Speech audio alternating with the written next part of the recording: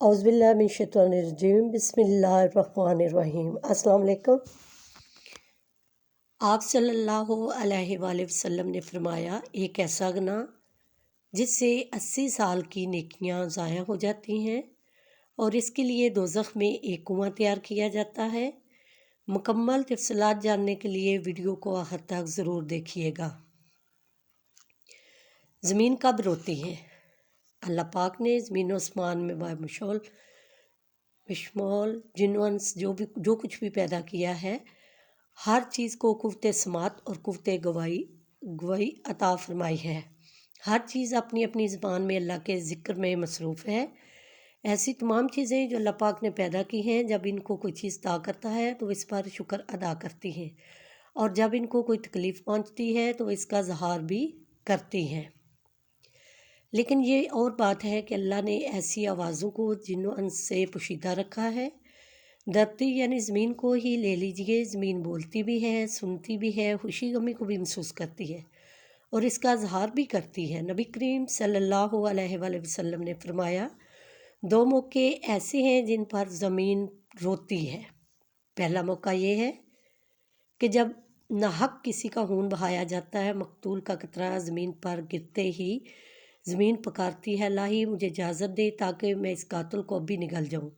آواز آتی ہے، ذرا صبر کر، یہ تیرے اندر ہی آئے گا۔ دوسرا موقع یہ ہے کہ جب زانی زنا کا ارتکاب کرنے کے بعد غسل کرتا ہے تو پانی کا پہلا قطرہ زمین پر گرتا ہے تو زمین زاروں تار روتی ہوئی کہتی ہے، الہی مجھے اجازت دے تاکہ اس سے میں نگل لوں۔ آواز آتی ہے، تھوڑی دیر صبر کر، یہ تیرے ہی پاس آئے گا۔ زناکاری ایک بدترین لعنت، ذلت اور پستی کی علامت ہے۔ اس کا مرتکب وہی شخص ہوگا جس کے دل میں خوف خدا، عذاب آخرت کا ڈر، آیت قرآنیہ اور حدیث نبویہ کا پاس نہ ہو، اپنوں اور غیروں میں اپنی ذلت اور رسوائی کا اندیشہ نہ ہو، اور وہ نہایت ہی بے شرم جس کی انسانیت حیوانیت سے مغلوب ہو چکی ہو۔ قرآن کریم نے زنا تو کیا اس کے قریب جانے سے بھی منع فرمایا، بدکاری کے پاس نہ جاؤ، بے شک وہ بے حیائی ہے اور بہت ہی بری راہ ہے۔ یعنی زنا خود بھی کبیہ اور دوسرے مقاصد کے اعتبار سے بھی کبیہ تر ہے اور 1000 بار لائق مذمت ہے، افراد کی روحانی پاکیزگی اور اخلاقی طہارت کے بھی منافی ہے۔ روحانیت کے چہرے پر ایک بدنما داغ اور جسمانی معاشرتی مرتبہ کے لحاظ سے بھی قابل نفرت ہے۔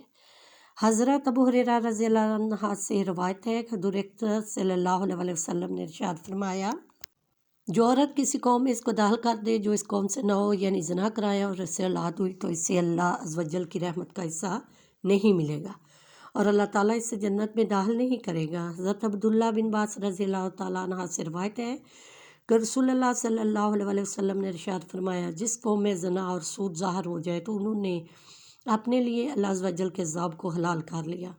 حضرت عمر بن عاص رضی اللہ عنہ سے روایت ہے کہ نبی اکرم صلی اللہ علیہ وسلم نے ارشاد فرمایا، جس قوم میں زنا ظاہر ہوگا وہ قید میں گرفتار ہوگی، اور جس قوم میں رشوت کا ظہور ہوگا وہ روم میں گرفتار ہوگی۔ حضرت بیدہ رضی اللہ عنہ سے روایت ہے کہ رسول اللہ صلی اللہ علیہ وسلم نے ارشاد فرمایا، 7واں آسمان اور 7ویں زمین بوڑھے زنی پر لعنت کرتی ہیں۔ نبی کریم صلی اللہ علیہ وسلم نے فرمایا، زنا سے 6 باتیں ظہور پذیر ہوتی ہیں، 3 دنیا میں، 3 آخرت میں۔ دنیا میں زنائی کا چہرہ سیاہ ہو جائے گا، اس کے لیے اس کے رزق میں تنگی آئے گی اور عمر سے برکت نکل جائے گی۔ آخرت میں اللہ تعالیٰ کی ناراضگی میں گرفتار ہوگا، حساب میں سختی دیکھے گا، عرصہ دراز تک دوزخ میں رہے گا، بشرطہ یہ کہ وہ ایماندار ہو، ورنہ ہمیشہ ہمیشہ اس کا ٹھکانہ دوزخ ہوگا۔ نبی کریم صلی اللہ علیہ وسلم نے فرمایا، جو کہ ذات یا غلام عورت سے زنا کرتا ہے، اس کی قبر میں 20 لاکھ سوراخ کر دیے جاتے ہیں، جن سے سانپ اور بچھو اور آگ کے شعلے اس پر حملہ آور ہوتے ہیں اور وہ عذاب قبر میں مبتلا رہتا ہے۔ اس طرح نبی اکرم صلی اللہ علیہ وسلم نے فرمایا، 3 قسم کے آدمیوں پر اللہ تعالیٰ رحمت نہیں فرمائیں گے۔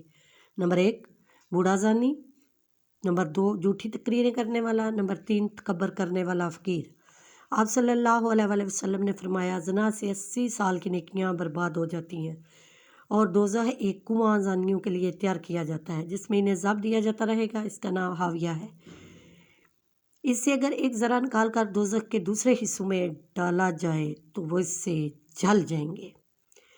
किसी इंसान का कत्ल करना कितना बड़ा गुनाह है। हदीस सुन लीजिए। हज़रत अबू सईद हदरी और हज़रत अबू हुरैरा रज़ी अल्लाह अन्हा से रिवायत है कि हुज़ूर नबी करीम सल्लल्लाहु अलैहि वसल्लम ने मोमिन के कातल की सज़ा जहन्नम बयान करते हुए इरशाद फरमाया, अगर तमाम आसमानों और ज़मीन वाले किसी एक मोमिन के कत्ल में शरीक हो जाए तब भी यकीनन अल्लाह ताला इन सब को जहन्नम में झोंक देगा। कत्ल, गायरतगिरी, खून रेजी और फितना फसाद और नाहक खून बहाना इतना बड़ा जुर्म है कि क़यामत के दिन अल्लाह ताला ऐसे मुजरमों को सबसे पहले बेनकाब करके कफ़ीर किरदार तक बन जाएगा। हज़रत अब्दुल्ला बिन मसऊद रज़ी अल्लाह अन्हु बयान करते हैं कि हुज़ूर नबी अकरम सल्लल्लाहु अलैहि वसल्लम ने खून रेज़ी की शिद्दत बयान करते हुए इरशाद फरमाया, क़यामत के दिन सबसे पहले खून रेज़ी का फ़ैसला सुनाया जाएगा। हज़रत अब्दुल्ला बिन उमर रज़ी अल्लाह अन्हा से रिवायत है कि नबी करीम सल्लल्लाहु अलैहि वसल्लम ने बाहमी खून खराबा और लड़ाई झगड़े के तबाहकुन नताइज से खबरदार करते हुए फरमाया कि कत्ल गायरतगिरी इतना बड़ा जुर्म है कि अगर कोई फ़र्द या तबका इसमें एक मरतबा मुलव्वस हो जाए तो फिर इसे इससे निकलने का रास्ता नहीं मिलेगा। अल्लाह पाक हमें नेक अमाल करने की तौफीक अता फरमाए और हमारा हात्मा मान पर फरमाए, आमीन।